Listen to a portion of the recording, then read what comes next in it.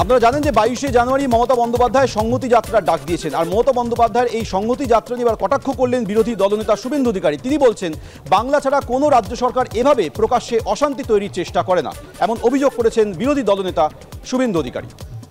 22শে জানুয়ারি মমতা বন্দ্যোপাধ্যায় সংহতি যাত্রার ডাক দিয়েছেন, আর তার এই সংহতি যাত্রা নিয়ে এবার কটাক্ষ করলেন বিরোধী দলনেতা শুভেন্দু অধিকারী। তিনি বলছেন যে বাংলা ছাড়া অন্য কোনো রাজ্য সরকার এভাবে প্রকাশ্যে অশান্তি তৈরির চেষ্টা করে না, কটাক্ষ করে বলেছেন বিরোধী দলনেতা।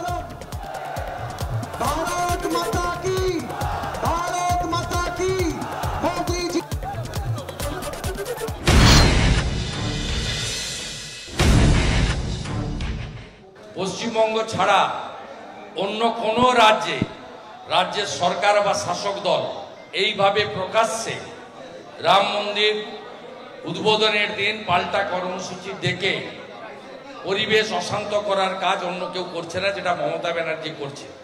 এটা করছেন তার কারণ মুসলমান ভোটের বড় অংশ নওশাদ সিদ্দিকীর দিকে চলে যাচ্ছে, সিপিএম এর দিকে যাচ্ছে, এমনকি বিজেপির দিকেও আসছে। স্বাভাবিকভাবে মমতা ব্যানার্জি হারিয়ে যাওয়া মুসলিম ভোট ব্যাংকে ফেরানোর জন্য এই রাজ্যে সংহতি মিছিলের নামে দাঙ্গা মিছিল করছেন। আমি শুভেন্দু অধিকারীকে এইটা মনে করিয়ে দেব যে এতদিন হয়ে গেল স্বাধীনতার পরে কোনো কেন্দ্রীয় সরকার বা কোনো প্রধানমন্ত্রী ধর্ম নিয়ে এইভাবে ফুটবল খেলেননি, এবং হিন্দু ধর্মের নামে যারা ধারক বাহক শঙ্করাচার্য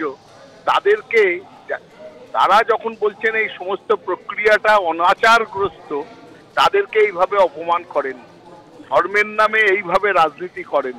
আর মমতা বন্দ্যোপাধ্যায় সেই জায়গায় দাঁড়িয়ে সংবিধান মনে রেখে, ভারতের গণতন্ত্র মনে রেখে, ভারতের বহুত্ববাদ মনে রেখে তিনি একটা সংহতি মিছিল ডেকেছেন, যে ভারতের সবাই, সমস্ত ধর্মের লোক, সমস্ত বর্ণের লোক তারা একসঙ্গে আছে, একসঙ্গে ছিল, একসঙ্গে থাকবে। এতে আমি জানি শুভেন্দু অধিকারী গায়ে জ্বালা ধরেছে। 22শে জানুয়ারি রাতে কলকাতায় আসছেন আরএসএস প্রধান মোহন ভাগবত। পরদিন অর্থাৎ 23শে জানুয়ারি নেতাজির জন্মজয়ন্তী উপলক্ষে বারাসতে একটি সমাবেশে অংশগ্রহণ করবেন তিনি। নেতাজিকে শ্রদ্ধা জানিয়ে বারাসতের সমাবেশে থাকবেন মোহন ভাগবত। গত ডিসেম্বরে এসেছিলেন কলকাতায় মোহন ভাগবত, তারপর জানুয়ারি ফের রাজ্যে আসছেন আরএসএস প্রধান মোহন ভাগবত। 22শে জানুয়ারি কলকাতায় আসছেন আরএসএস প্রধান মোহন ভাগবত। 23শে জানুয়ারি নেতাজির জন্মজয়ন্তী উপলক্ষে বারাসতে সমাবেশ হবে। নেতাজিকে শ্রদ্ধা জানিয়ে বারাসতে সেই সমাবেশে উপস্থিত থাকবেন মোহন ভাগবত। গত ডিসেম্বরে তিনি এসেছিলেন, ডিসেম্বরের পর জানুয়ারি ফের আসছেন আরএসএস প্রধান। গত বছর শহীদ মিনারে হয়েছিল এই সমাবেশ, এবার হবে বারাসতে।